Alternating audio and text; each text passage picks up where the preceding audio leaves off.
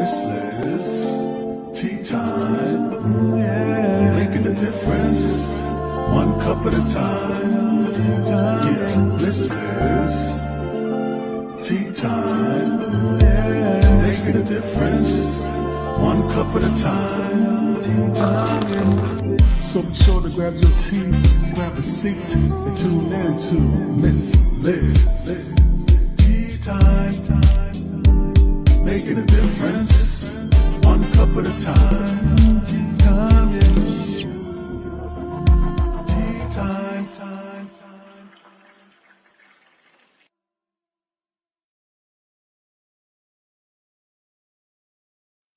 Well, welcome to Tea Time. It is afternoon tea time, and Miss Liz is back. And today I have the incredible Linda Harlos here. She is a mother who will be speaking on her story.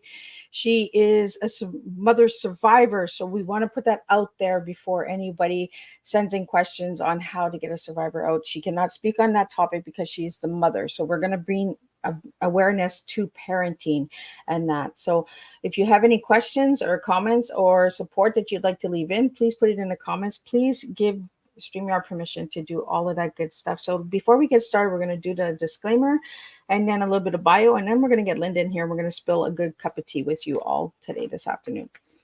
Disclaimer for Miss Liz's Tea Time live show. Miss Liz myself is going live using StreamYard. Before leaving a comment, please grant StreamYard permission to see your name at StreamYard.com.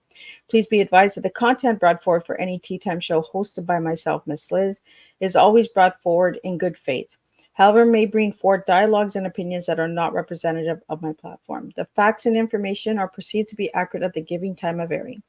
All Tea Time guests and audience participants are responsible for using their good judgment in taking any action that may relate to the discussion. The content brought forward may include discussions for some where they may be emotionally at risk.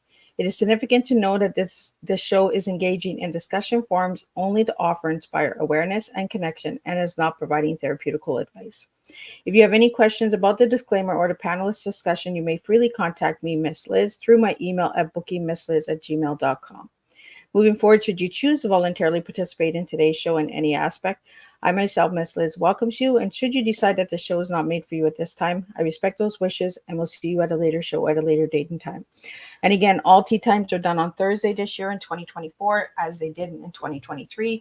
And if you see a tea time that is on a Monday or Tuesday, it's a rescheduled tea time or it's a surprise tea time that Miss Liz is bringing to the table. So now a little bit about Linda. Linda Harlos is a sex trafficking and abuse prevention educator, mom of a sex trafficked survivor, speaker, author, blogger, certified family coach, and has a book called Walk a Mile, which we'll be talking about. Linda is a sex trafficking and abuse prevention educator for parents and professionals who are in contact with children between the ages of 2 to 25. She is also a keynote speaker, author, and family coach, and hosts a parenting talk show. Linda has 2 parenting books available on Amazon. However, the one she is the most passionate about is the newest book, hopefully coming out, which talks about her struggles as a parent, realizing that she thought was a teenage hormonal issue was her daughter being lured, groomed, and gained into sex trafficking. A mother of sex trafficking victim, she endeavored to turn their pain into purpose, globally into the hopes of preventing victimization. In doing so, she works with many organizations, including several victim services across Canada, Covenant Houses, Courage for Freedom, and many more. She has given many interviews to spread awareness with CBC, Global News, CTV North, 360 Kids, National Council of Jewish Women of Canada, Toronto Star, and many more. You can check out her work and watch training videos on her website and YouTube channel called Purpose.ca. Now, let me get Linda in here and we're going to have some tea. Welcome, Linda. Thank you, Liz. I appreciate that welcome. It is an honor to have you here. As we were speaking in the back, we're going to get into some parenting red flags and stuff like that. Again, Linda, I want to really thank you for all of the stuff that you're doing. But I want to start off how I start off all my interviews. Who was Linda as a little girl and who is Linda now? Linda as a little girl. That's a good question, Liz. I've never had that one before. Linda as a little girl was a goody two-shoe. I was the type of girl that never did anything wrong because I couldn't stand the consequences, right? It was like, if my parents said don't, I didn't. And the odd time I actually broke the rules and I got a consequence, it was like the end of the world to me. But I was a person who was also shy. I'm an introvert. Even though I speak all over the world, it seems like an oxymoron. It's not. And that is still who I am today. I'm still an introvert. I am still a person who's a bit of a goody two-shoes. I do not like to rock the boat. I will challenge people now that I'm older and have been and lived through a few things. I know where my boundaries are. And so I will challenge people now, which I would never have done as a child. But then I had 4 kids, and of course my 4 kids are completely different than me. So then that kind of gave me even a lot more ways where I had to put boundaries in place or challenges, but discovering all the different personalities. Because I have 2 kids who are very much unlike me and my husband, because my husband was a goody two-shoes too. And I have 2 kids who decided they were going to stretch every boundary I put in place and stomp all over them. And they did. And they are amazing human beings, but raising them was a little tough. Anyway, that's me then and now. And the reason that I ask all my guests this question is because sometimes when we get into adulthood, we become advocates, right? We become voices for something that we might have not had as children. I want to get into the story of you and your daughter and why we're here today and why we're talking on sex trafficking. Again, this tea time may be triggered, so trigger warnings. If it's too much for you, I will not be offended if you feel that you can't tune in. But the purpose of this tea time is to bring the awareness. So we felt that it was really important to bring the awareness to this topic. So Linda, I want to get into the topic of the name of your platform. Let's get into that, and then we'll get into the book and we'll get into the story. So let's start off with the program, the name of the program. Okay. Parent with Purpose was actually founded back in 2014, and it was long before we found out about my daughter. But it was really just my way of, social media was just really starting up and there was a lot going on, but it seemed like social media was really attacking parents or parents were attacking each other. So I was trying to start a platform, not that was social media, but just a place where people, I would write an article and people could come in and make comments of it and we could share ideas and say, yeah, we like this or we didn't. It was really just a way, because I know how alone I felt out there and the way I parent, it didn't seem like anybody else I knew in the world parented like I parented. And I just wanted to know that I wasn't alone and I wanted other people to know they weren't alone. Back in 2019, that's when we found out what happened to my daughter. It had happened 8 years earlier, but we didn't know that. So in 2019, I switched everything up in Parent with Purpose, and I switched it to basically being a platform for awareness of domestic sex trafficking. Now, if you go and take a look, you'll still see some of my old vlogs and my old blogs, and I kept them on there just for giggles in case anybody wants to go and see them. There's no sense throwing them in the garbage. So they are there if anybody wants to check them out. But right now, the platform is there to help anybody understand what domestic sex trafficking looks like and to give them resources to go farther once they're aware and if they think there might be any danger of anybody they know. So how did you come up with the name besides your daughter's story? Was it because of the story or was it? No, actually, I almost thought of changing it. Parent with Purpose was, I'm not really 100% sure. I threw around 100 different ideas. I mean, I'm sure you did the same thing when you were coming up with, right? And that's just what we do. And I don't know. I've always believed that whatever we do in life, we should do it with purpose. So I was a parent, I was a stay-at-home mom. So while I was thinking about what it is I wanted to do, and then just throwing around a few ideas, Parent with Purpose just seemed to have that slam, like, oh, okay. And the problem with it is a lot of times people will put an S. So they'll say parents with purpose, or they'll say parenting with purpose, or parenting with a purpose. And it's not, but that's okay. That's why I have it in all of my backgrounds and any interviews I do, so people can't mess it up. But it's parentwithpurpose.ca. But it's so easy to mess up because it's, parents, parenting, parrots, right? It's like, but anyway, so it was just because it sounded good, and because I do believe that no matter what we do in life, we should do it with purpose. Well, I think in the word purpose grabs people's attention as well, right? Yep, absolutely. And so it's that word that just, it's kind of like, look over here, like turn your head. And I think, unfortunately, and when I was talking to one of my girlfriends about this, we went out for lunch and we were hashing around the title.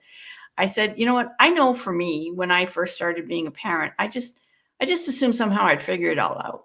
Like, I didn't really stop to think, what am I going to do? What am I not going to do? What did my parents do that I liked? What did my parents do that I didn't like? Like, I didn't think of that. To me, it was just like, you get married, you have kids, you raise them, and you hope for the best, right? And it wasn't until, after the second one come along, I realized there is a way that you can parent without it being a parenting style, because everybody had styles, and I didn't really want to I don't believe in badges and styles and all that kind of stuff. You just do your best, but there is a way to parent and do it on purpose. So you're trying to figure out, what is it you want to do? What is it you want your kids to learn? What is it you want? How do you want to be in their lives? What does this look like? And it's not something I was ever taught to ask or to even consider. So after the second child come along, and I realized, okay, I have an opportunity here for this to be more than just, oh, let's hope for the best. And so, purpose is definitely a word that I've taken and hung on to in many different areas of my life, but definitely with parenting for sure. Now, if you have 4 kids, you better be doing it on purpose, because it's a lot of work. Right. It's not because it's fun, right? It is fun. Parenting is fun, but I mean, when you're having children, I myself have 4. I have 3 that are living and 1 that's passed, but it's a challenge, and there's no instruction book out there, right? So Nope. if you're having children and you're having more than one, that there's a purpose, why these children are coming, and what example do you want to be for them, right? Yes. And see, you said there's no manual out there, and that's, if they came out with a manual, this would be so much easier, but they don't, right? And all the parenting books out there don't really delve into the fact that your kids might be different than the next door neighbor's kids. And so you can't parent exactly the same, right? So then I wrote 2 parenting books, and honestly thought it was the stupidest thing I've ever done, was to write 2 parenting books, because most parenting books don't delve into that. But that's what my parenting books were trying to do, is to say, okay, so here's a situation, but you got this child and they're doing that. And this is what I tried, and that didn't work. And so then you might have a child who's like this and trying that. So my 2 parenting books are quite different for that reason, is because you can't there's no parenting style that works. There is no, this is what it's going to look like, and this is what all the pieces, and they're all just going to fit in nice and snug, because they don't. It doesn't work that way. We all have a different puzzle. We all have a different puzzle, and unfortunately, I think it morphs as well as we're going along in life. It changes on us. So absolutely, yeah. The pieces keep changing, right? But we need the community and that involved as well with parenting. That's why we have different courses and different workshops and stuff like that out there to help us. I tell this to my daughter, because I have a granddaughter, and she's like, "Mom, am I a good parent?" And I was like, "Well, do you think you're doing good?" And she's like, "Well, I don't know. I think you're doing okay. Like, is there something that you feel you're not doing?" But one thing that I got from your website, Linda, when I checked it out, was communication. Yes. The importance of communication and conversation, healthy, good conversation. And on your website, you have something about the cell phone and contact information. Do you want to share a little bit about that? Because that really got my eye, because we're giving these children cell phones at a young age. Yes. And it's almost like we're giving them a tool of being, exploited.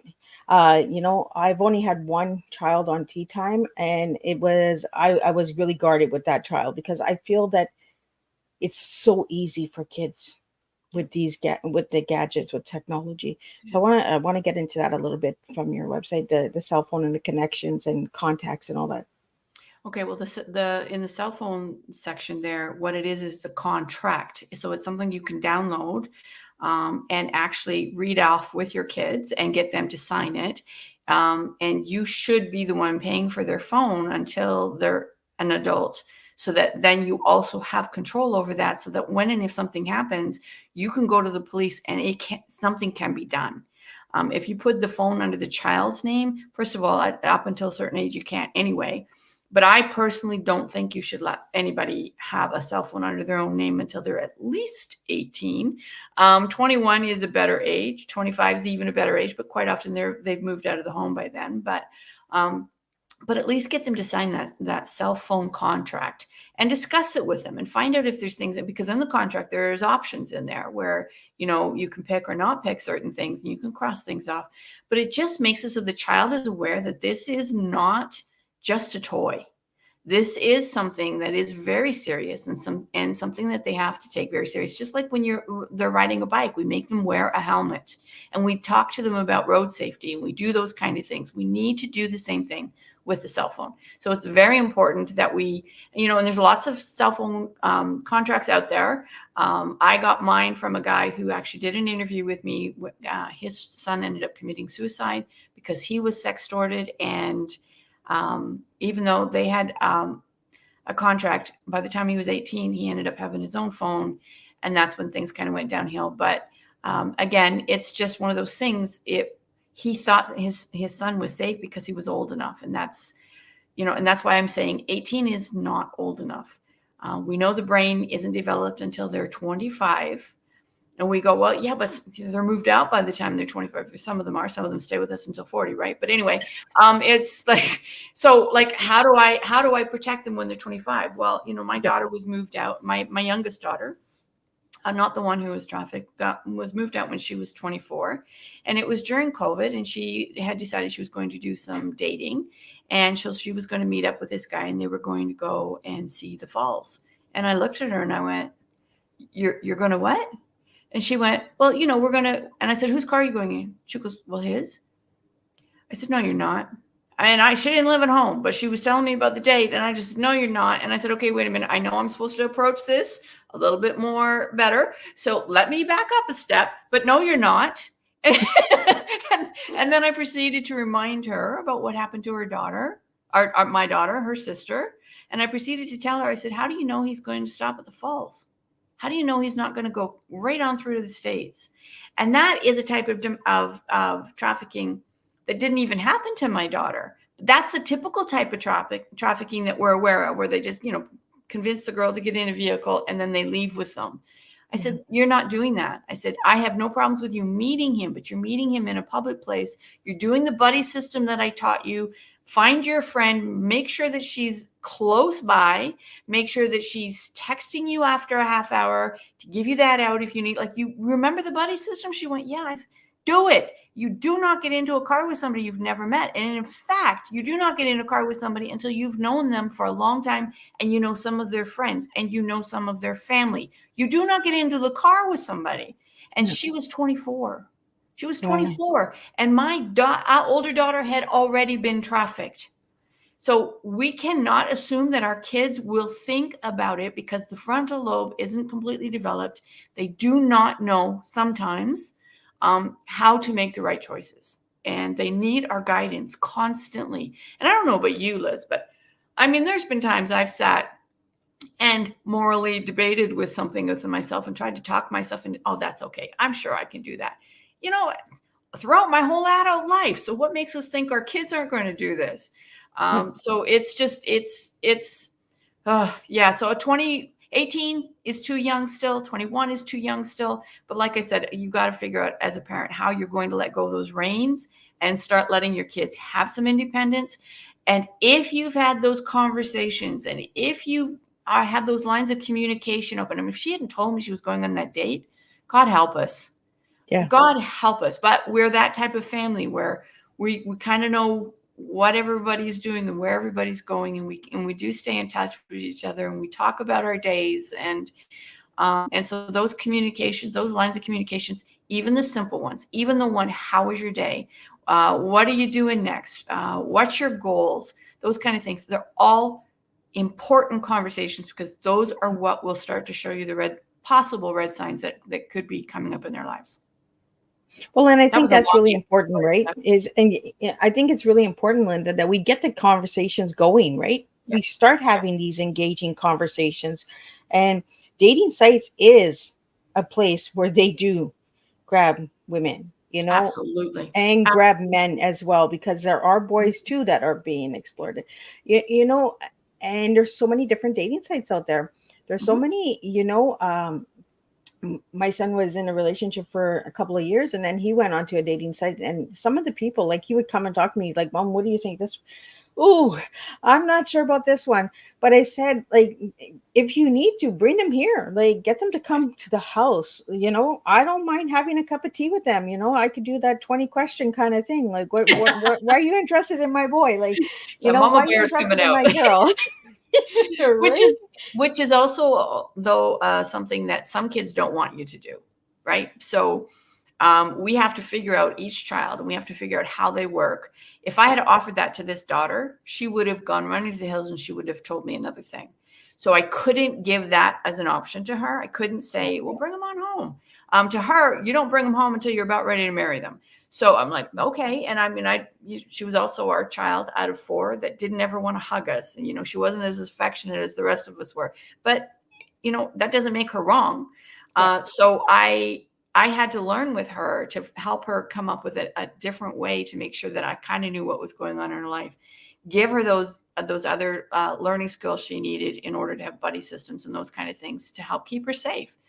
Because and I have another son who he'd bring everybody home. Mom, what do you think of this one? And it's like, I like that because that's easy for me. I can give my 2 cents worth in that, but it's hard not to be the interfering parent. Yeah. But we can't be. But we have to be their safe place, the place where they can come and ask us questions without judgment or criticism, the place where they can throw different ideas around that they know you might not agree with, just to, because it's more important that they talk to you than they talk to a stranger who might be somebody who will abuse or traffic them. And the traffickers are trained to listen and to spend time and to care and to show, to find out what this person wants in their life.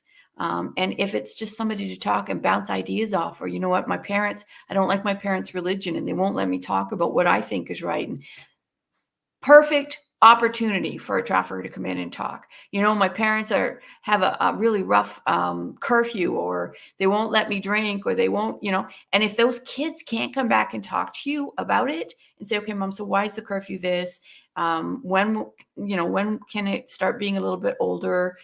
What's your problem? Like, what is it your concern is? Is there a way we can work together to try to come up with, ways to compromise on this? Because if your kids feel there's no give and take with you at all, and you're this wrought iron person, and these are my rules, and I'm never breaking my rules, they're not ever going to think you're the safe place to come and talk. And therefore, they're going to find somebody else who is, and they're going to do everything in their power to break every rule you have, just so they can figure out who they are. And that's their journey, is to figure out who they are. So we can't stunt them into finding out who they are. And your kids know, trust me, your kids know just from conversations at dinner or whatever, what your morals are, what you think is right or wrong, what your hopes and dreams are for yourself, for them.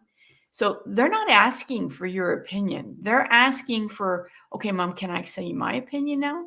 And can we come to a compromise? Is there some way we can, agree to disagree? I mean, that's become our favorite expression in our house, right? We're just going to agree to disagree on that one. And let's see if we can work out a way that I'm comfortable and it gives you what it is you think you need. So you don't always come to a place where you're going to agree on everything. You don't. But if you've been ready and willing to bend on other things, on the few things that you're not ready and willing to bend on, they'll at least have a little bit more respect for that. I totally agree with that. If we come in like a mad dog and a big mama bear, because I say I'm a mama bear sometimes, I'm just like, okay, who did this to my daughter and my son? Like, but if we come in like that, they're not going to come to us because they're going to feel like, oh, Mom's going to go on a rage there. Like, Yeah. So, Yes. you have to take that step back. You have to. And I've learned that through parenting over time with no instruction books, that, sometimes taking a step back and watching a situation and saying, oh, okay, maybe if I come this way instead of that way, they might come to me. and have that conversation. And when they were younger, because of my situation, we didn't have that conversation, open discussion, because they were in care. But I mean, as they got older, they're starting to find out that, oh, it's okay to come and talk to mom. It's okay to have that conversation. Yeah. So now I want to get into your story, Linda, on the book that you wrote, Walk a Mile. With your daughter that got trafficked, how old was she when she? She was 18. So she ended up going to a party one night that we didn't know about. We thought she was at a sleepover, and she got drugged and gang raped. She became pregnant. And due to that pregnancy, she ended up losing an awful lot of her friends because they thought she was lying about it. The one person who would and should have corroborated her story didn't. And years later, we found out the reason why is because her boyfriend was one of the people who raped my daughter, and he threatened her. So she was scared to go to the police with my daughter. So she lost a lot of her friends and started getting very ostracized. And this guy was standing in the school parking, smoking area, and happened to notice that she was kind of standing off by herself. And he was a couple of years older than her. He'd finished school. She was in grade 12.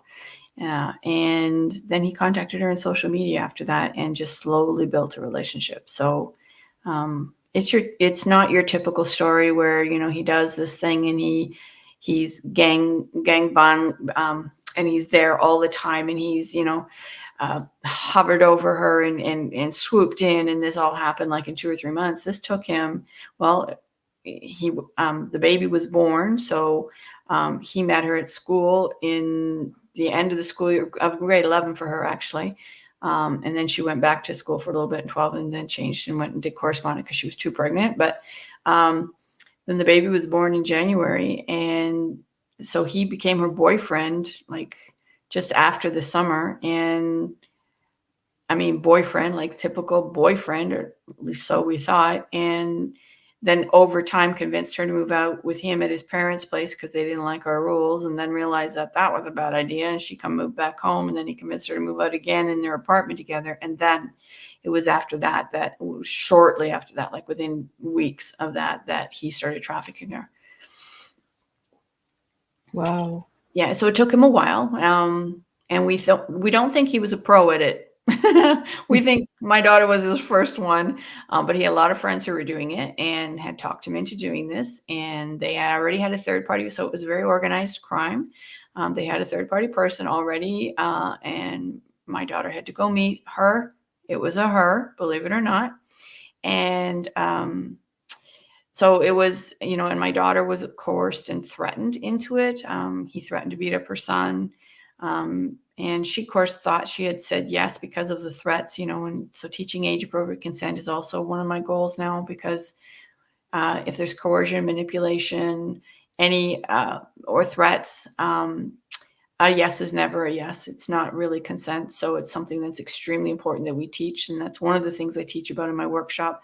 But hindsight is wonderful. I did not teach it to her before, unfortunately. So that's kind of how it all started. It took him almost a full year. Yeah, almost over a full year, actually over a full year. I see, I've wrote the book and I've got all the dates in the book, but in my head, I still can't keep it all straight. But anyway, so yeah, it took him a full year before he finally got her out and into a place of his own, and then convinced her, coercion and manipulation and threatening isn't really convincing. But anyway, to let this happen. And it was only supposed to be for a short period of time to help pay for the bills, so that eventually they could start saving money. They could get, a better place, because they were living in a shithole. And we didn't want her to. We begged her not to leave. But anyway, that's kind of the way that goes and she had a child of her own. And one of her main things she wanted in life was to have a big family like we have. And to have a loving husband. And when she got raped and got pregnant, she thought for sure nobody would ever want her, right? Nobody like her dad is going to want her, and she's not going to have a loving relationship. And unfortunately, she convinced herself of that, and just seemed to grab onto the first person who was ready and willing to help. And anyway, long story short, he's now out of the picture, thank God. But so did he ever get prosecuted for what he did?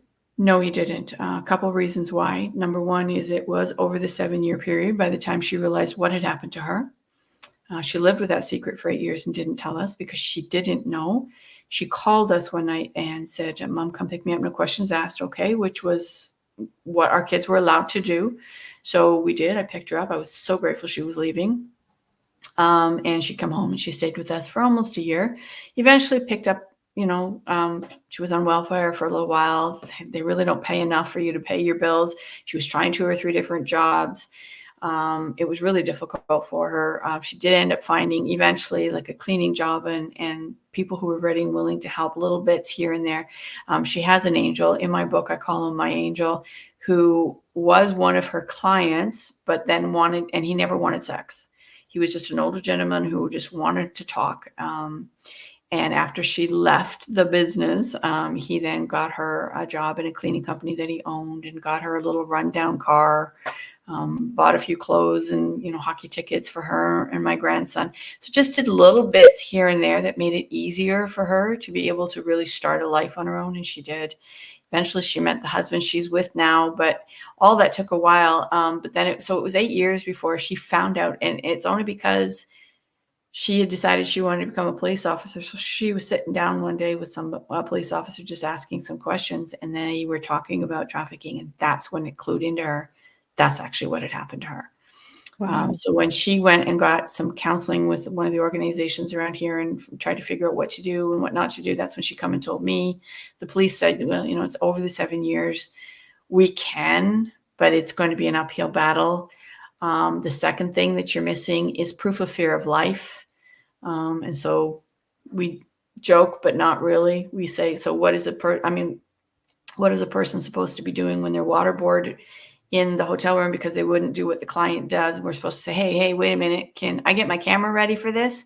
Like, what do you mean proof of fear of life? Like, how do we do that? Like anybody who's been in abusive relationships understands you don't ever get proof. It's too controlled and too, the phones are controlled and your movements are controlled and who you talk to is controlled. And trafficking is just the extreme form of abuse because they're abusing you physically, mentally, emotionally, and sexually, and they're exploiting you. That's the only difference is the exploitation part of it. So how do you get proof of life? So no, he was never prosecuted. In a way, it's kind of a good thing because it would be difficult for me we would still be in the court systems, probably even now. Yeah. And then my book wouldn't be able to come out and I wouldn't be, so it would be good for him to be behind bars. That's always the best option, but because it wasn't an option for us, then we did the next best thing and we decided to turn our pain into purpose and hopefully help other people not be caught in the same boat we're in. So Linda, you don't know this guy is doing this to somebody else, right? We don't think he is. We're not 100% sure. My daughter did warn her. He is living with somebody. And my daughter went right up to the front door and said, this is what he did to me. Don't let him do it to you. So, and this is what it is. This is what it's called. Don't let him convince you that it's something else. It's not just for a short time. So we hope not. Truthfully, I don't think he's bright enough to do like multiple people. I just don't think he's coordinated enough or organized enough or motivated enough, truthfully, to do multiple people. But unfortunately, he's got connections with people who are definitely in this, like it is an organized crime thing here in our area. And that's who the third party person was. So. Well, and this is why I wanted to have this conversation with you, Linda, because we don't have these conversations, right? Nope. A lot of people think, oh, in Canada, it's not happening. Yep. It happens in Canada. It happens in the US. It happens across the globe. It does. And the red signs sometimes are right in our face, but we're so close to that person that we don't even see it, right? And I think that's where it gets really frustrating as a parent is when it's right in our face and we don't see it. And then we're hard on ourselves and we're like, why did we not see this? Yeah. Were you like that, Linda, when you found out? Yeah, I was. As a matter of fact, I didn't realize it takes a while for a person to figure out what will make them stressed and what won't make them stressed or what they're like when they're stressed. And so it took me a long time to realize that I just internalize everything. And so I wasn't aware of how badly I was kind of sitting in that mode that you were talking about, until one day my daughter said to me, "It's okay, Mama. You're allowed to cry. You're a secondary victim. This affects you too." And I did. I burst into tears. I just blubbered like an idiot for probably 2 solid hours. And up until that point, from the time she told me until that point, I walked in a fog. Like, I really don't even remember much of it, even though I did some parenting talk shows on it, and I was working on trying to get a presentation ready. I don't remember any of that. I just felt like I was walking in fog because I had this extreme sense of, wow, how did I miss this? First of all, how did I even not know about this as far as what domestic sex trafficking is? And then how did I miss all those red flags? And we didn't miss them, but we didn't know how to identify them. We didn't know. To us, he just looked like he was abusive. And that was bad enough to us. And we were doing everything we could to try to get her to leave him, to get out of that situation. Please don't move in with him, and all those things. But and then to find out that it was even one layer deeper and that he was trafficking her. I went into complete shock for months. And then when I was allowed to cry and deal and cope with that, the reason why it bothers me to this day to even talk about that little piece of it is because my daughter is giving me permission, the one who went through it, the one who had to suffer because of my mistakes, is giving me permission to cry. It's okay, Mama, you can cry. She's strong. She's tenacious. She's the one that had to go through it. And she's given me permission to cry. But anyway, we've done what we could to learn to turn that pain into purpose, and educate instead of wallow. Well, and when I asked you for your tea, Linda, I asked all my guests this. You gave me trafficking, prevention, abuse, educating, and educator and awareness. And that's exactly what we're doing tonight, is this afternoon, is we're sharing the awareness of your story. But your story could be saving someone else's life out there who's listening to this podcast, who will listen to the replay, and I highly suggest that these podcast tea times get shared with people you might know that need them. This is why we bring the awareness to the table. This is why Miss Liz brings the tea in a different way, because we want to save some lives. We want to make people aware that there is things happening right in front of our faces, and sometimes we don't see it. And then for myself as a survivor, Linda, I get very frustrated when I could have done something, but I didn't pay attention to the red flags. I was just like, oh, maybe I'm just being overbearing. I'm just being that mama bear. I'm just, not everybody is a bad seed. You play all these things in your mind, right? As a parent. And that's why I asked you that question, was because as a parent, sometimes, it is hard. And you're in this fog when it hits you. And when your children say, it's okay, Mama, you can cry. You're part of this too, it kind of gives you that awakening of, oh my goodness. Yeah. Our children are really strong. We've made really strong children. And sometimes they're a little stronger than what we are, and then we're like, oh, where's that parenting book, right? Yeah. This is supposed to be the other way around. I'm supposed to be saying it's okay for you to cry, and you're telling me, I completely 100% understand that. Yeah. Before we went live, we talked about, people speaking on terms that they haven't lived. It does more damage. This is why you're here. You're here as a parent. You're not here as a survivor, but you're here as a parent who went through it. And I think it's deeply important that the services and professionals out there really listen to this tea time and understand that the damage that can be done if you don't experience it, the damage that can be done by you just studying a course or studying a case, actually start working with people who actually live it and understand it. Mm-hmm. Linda, you're there for the parents, and you said before we went live that a lot of people say, well, why don't you get involved with the survivors? Well, because you weren't a survivor. You were a parent of a survivor. So I really want to get that out there for all the listeners out there. Let's start working with people who actually have the experience, and not just people just talking on topics, because there's a lot of talk going on in the world, but there's not a lot of awareness and a lot of good experience and feeling and emotions that are being put out there. Unless you live it, you shouldn't be speaking of it. You know, that's one of my biggest messages out there. You Agreed. know, as a speaker and as an advocate, you know, you get asked, can you speak on this topic? I don't know. I never lived it. So my answer is going to have to be no. You know, we have to have that power and that purpose to say, you know what, I can't do this one. Yeah. Let's give it to somebody who can do it. Yeah. And see, they're always looking for guests, right? And when somebody is well spoken and or they're, you know, whatever is going on, and sometimes they'll just grab at anybody. And so, you know, I've had people ask me if I'd be ready and willing to speak on suicide or ready and willing to speak on mental awareness or any of those kind of things. Yes, if I can pull in the sex trafficking part in how that would affect somebody to possibly commit suicide or how that will affect their mental health. But my story is about domestic sex trafficking. That's my story. Will it affect you mentally? Absolutely. I can speak on that. Will it potentially cause somebody to commit suicide? Absolutely. I can speak on that, but that's not my main topic. So if you want me to do a whole topic on suicide, it's not going to happen because that's not my story. That's not my experience. And I think that's deeply important. That's a strong message out there, you know, and that's the message that as an advocate of somebody who has lived it, you know, we need to start bringing real changes, real awareness. You know, the awareness really needs to be from somebody who has lived it. I want to get into your workshops because you talked about your workshops a little bit. So if anybody would like to take part in your workshops, how can they go about that?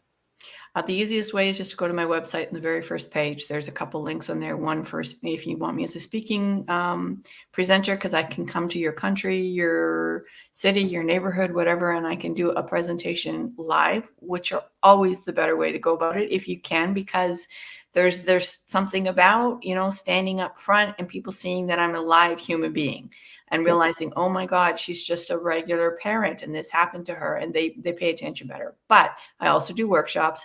They're monthly. There's a little button on the front page of that as well. You can just click on it. It'll send you right through to, I can't remember if it sends you through to Eventbrite or if it sends you through to Zoom to register. But anyway, one of the two, because I go through both avenues. So that's the best way to probably reach it. You can find me on LinkedIn, you can find me on Twitter, and quite often I have, you know, I'll post the event there so that people can see it as well. But just head to my parent with Purpose.ca page. You can't miss it. I'm on the very front page, so you'll know you're on the right one, because there is a couple other ones out there, but they're parentwithpurpose.com or .org or .net. So if you see me on the front page with my husband, that's the right page.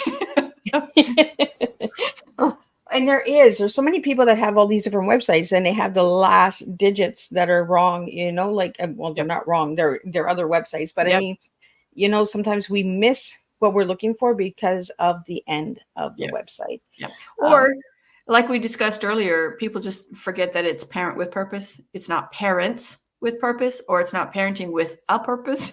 It's parent with purpose. So you just get one thing wrong. It's really hard. So if you just even type in my name into Google, honestly, you'll find me because I'm all over the place in there. And then you'll see the website Parent with Purpose and just click on it. So if you forget, just type in my name. But then that's a problem because you got to type in Linda with a Y, not an I. If you type it in with an I, you won't find me. I actually like the way that your name is spelled. I like it better with the Y and then the I. I find it's unique. It's different. I like it. And I love different. So Linda, I want to get into some of the resources that you have for the children on your website. Okay. You have a couple. I'm going to just name a couple because I wrote a couple down. So My Body is My Body. I actually took part in that program when I was a teen. Nice. Amazing one. Then you have For Children, for Safe Kids. And then you have My Keychain Guardian. So do you want to tell us a little bit about those ones? And a little bit about My Body is My Body. Even though I took it, there might be somebody that... These are all resources that once you've taken my workshop, you can go on to my website. And these are resources to help you do things with your family that I suggested during the workshop. So my workshop is designed and there to help you open those lines of communications with your kids. So I educate you on what domestic sex trafficking looks like, because we all think it looks like the movie Taken, and it doesn't. I mean, it can, but typically domestic sex trafficking doesn't. It looks like a boyfriend or a best friend or a neighbor or a leader or a teacher or unfortunately, sometimes parents are trafficking their own kids. So it looks like a regular relationship. So I teach you on all of that. So you can't be misled by what media or movies are trying to show to you, because that was my number one biggest mistake. And then I show you what like who they're trafficking, why they're trafficking, why this person was a good target, how they're going about it. Then we go into the vulnerability section and I show you what some of the vulnerabilities are that traffickers or abusers are looking for, because they're easy targets. And I show you how you can find out what those are before the trafficker does. And then we go into teaching age appropriate consent. So it goes right from toddler all the way up to 25. It's obviously doesn't have any sexuality in it for the younger ages. And then if we've done that job properly when they were toddlers, then it's an easy transition into when they're not. But if we're starting with somebody who's already a teen or a young adult, and we have to bring sexuality into it, then I give lots of different ways that you can bring up this conversation in a very comfortable, easy way and just start those conversations. The resources on my websites are all there to help support part of what happened through that workshop. Some of it is on there, so if somebody comes across the website, then they're more than welcome to just click on it and use it as well. The keychain is just, it's been so long since I put that on the website. I forget exactly what it does. I think it has a little beep or something. So if somebody's in trouble and it's on their keychain, they can click it. My body is just a great way to teach your kids that they have a right to say no. We teach our kids not to say no. You can't say no, especially to an adult. And now we're telling them, okay, well, you can say no, but only about your body. So we have to do it in a fun way, or they're not going to hear it either. So those two little courses, there's one for young kids and then there's one for teens, and it's done with good music, and it's just fun. But it teaches your children that they have a right to use their voice. They have a right to say no, and they have a right to ensure who is in their bubble, who's in their personal space. And we tend to forget to do that. So there's all kinds of different resources on there for all kinds of different things to help you. There's a couple company, and I've vetted all of these so that I could say, yes, definitely go and check this out. There's people on there that can teach you more about online, because I don't know a whole lot about online safety. I know just the basics, but I've got experts on there that you can reach out to.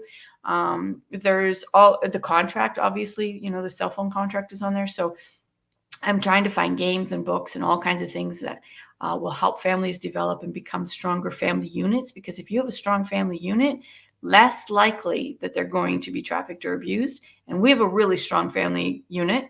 So let me clarify that by saying you're not guaranteed not to be trafficked or abused. You still have to be aware of what all of this is so that you can protect yourself from it. So the website's just chock full of stuff. And I'm always looking for other things to add on there so that it's, it can help the people after they've done the workshop. And I think it's really important that we get some children's books out there, about, it's not about the sexuality. It's about the awareness, get a good story in there on the awareness, the red flags. You write a book with a bunch of different red flags and lift the flags up. And then, kind of those pop-it books where you just kind of flip everything, like a flip it, what's under that red flag, and kind of just bring the awareness. There's different ways that we can educate children. I believe without being triggered, right? Without being triggered, yeah. Or without it getting into something that their brain isn't ready to cope with yet, right? And that's where we have to be careful. But because unfortunately, whether we like it or not, they're having to learn some of this stuff way too early. If we don't have those conversations with them, somebody will, and they'll be teaching them stuff we don't want them to know, or in a way we don't want them to know, by meaning personal experience. We don't want them to learn that way. But I do believe there is a book on my website. I'll have to double check that, Liz, but I think there is a book on there for kids. But if anybody has any other ones that they can suggest, I'd gladly add them in once I've edited them out. Do you know if there's any board games or anything out there about good conversation, like having a conversation? Yes. And I'm in the process right now of trying to get them to email me to give me permission to put it on my website, because I don't put anything on my website without permission. So I've been waiting and I have not heard back from them. It's annoying as all get out, but there is one. Right now, the name escapes me, but there definitely is one. And it's just a way to start those conversations. But even in my workshop, I actually give some tips and hints of things that they can do just on a regular daily basis to start those conversations. Because we've lost the art of spending time with their kids, because time is so precious. I mean, that's our biggest commodity, over cash even anymore. So we've lost the art of how to sit down and just have conversations. So how are we supposed to do this in a very busy life? So the workshop talks a lot about that as well. So ways of still being able to connect with your kids, have those conversations. And you got to start off with conversations that aren't serious conversations. Like, you just can't dive into the big ones, the hard topics, because you're just going to stun them. Yeah. Then you're going to back it down to like, what are you doing this afternoon? You know, it's kind of like coming in a bulldozer. Yes.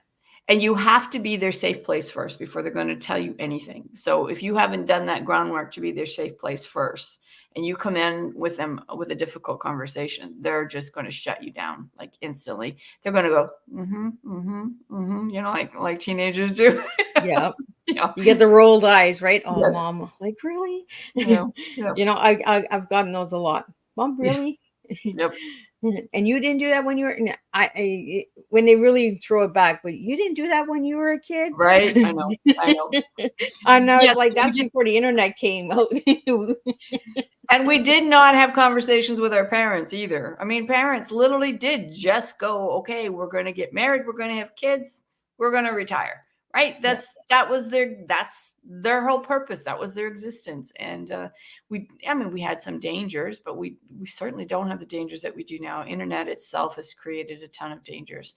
And, you know, so in my book, Walk a Mile, and as I'm writing it, I was struggling with this, because it's like, why is this so important now? But it wasn't when my mom was raising us. Like, we didn't even think twice about this. You know, and what we did, even with my kids when they were younger, stranger danger was our biggest thing. And that was one of the dumbest things we've ever done, because that's so wrong. I mean, it's the people we know the most that tend to hurt our kids, right? But anyway, that was our biggest thing, because we believed sex trafficking was they're going to throw them into a van and take them to another country. And that is so not what it looks like over, you know, in your own country. You can literally be trafficked by your next door neighbor and still live at home and your parents not know it. So literally, and like, I'm not joking. I was actually for a walk the other day and saw this girl getting dropped off by a driver, and instantly knew what was going on. But to anybody else, she just looks like a girl who was coming home from school. But I clued into the fact of what the car was, the fact that there was a driver, the fact that she was underage, the fact that she had a backpack on, and it was school time. What was she doing at this person's house? And I'd never seen her there before, but she looked like somebody, a dad, was just dropping her off at home. And it wasn't that at all. And there wasn't a thing I could do about it. Not a single solitary thing I could do about it, except do what I'm doing now. So that's why I do what I do. Well, that's the thing, right? If you call and report everything that you see, then you start to go into panic mode, right? Paranoia, you know, and sometimes the red flags are right there, but because you've gone through it, sometimes you have to take that step back and say, you know what? Well, and, you know, unfortunately, our girls are getting trafficked. Not just girls, mostly girls, but not just girls, are getting trafficked right out of school. I mean, we did a commercial with it with Victim Services here in our area. Like, literally, the kids go to school, they get picked up by their pimp or the driver or whatever, and they go and they work all day, and then they come back and get back on the bus and come home. And the parents have no idea. Yeah. So, well, that's the thing, right? It's right in front of us, and we don't know about it. You know, and school is a danger place, because we're not teaching the children anymore about the buddy systems, or, you know, if something's off, even with teachers, you know, sometimes teachers are the predators. They're, you know, saying, oh, well, you're going to go and do this errand for so-and-so and you'll be back. And it really is, Bruce. It's heartbreaking on how much is right in front of us, and we can't do a thing about it. And I think by having these open conversations and bringing the awareness, we're opening doors, we're opening eyes and saying, pay attention, have those conversations. You know, even dinner talks.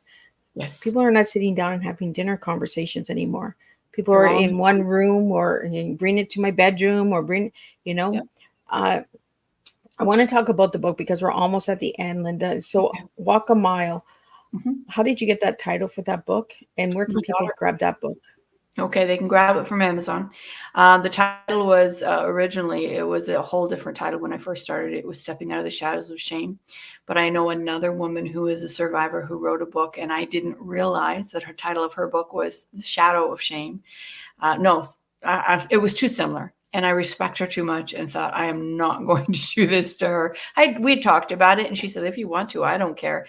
But it just didn't feel right to do that. So my daughter and I were talking about it, and she had come up with 3 different titles. And when she said Walk a Mile, I just went, that's it. Because the book is about my journey parenting my daughter, but it's also about me parenting her through her walk of her mile that she had to go through. So it's, the one thing we always say, don't judge anybody until you've walked a mile in their shoes. Well, now you can read my book and then you can judge me. So, but Well, we're gonna hopefully, get either way, right? That's what I tell my children. You get judged if you do it and if you don't do it. So, absolutely. that's just the way human nature is. Everybody judges. Absolutely.